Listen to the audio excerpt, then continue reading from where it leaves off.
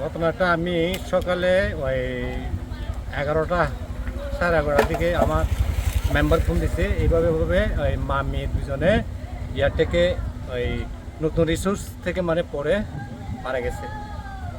এরটুকু আমি মানে শুনছি আর কি।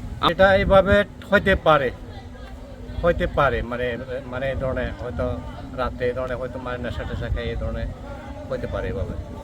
এখন এটা সুষ্ঠু তদন্তের মাধ্যমে এটা দোষীদের যাতে যে মানে শাস্তি যাতে হোক।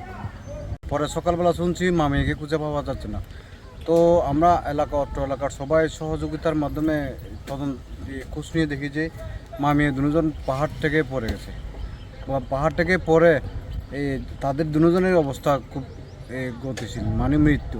তো আমরা চাই যে কোনো প্রকারে এটা সুস্থ তদন্ত হোক। এটা তার বলা যাবে না স্যার, অভিমান বলতে যে একটা ঘটনা করছে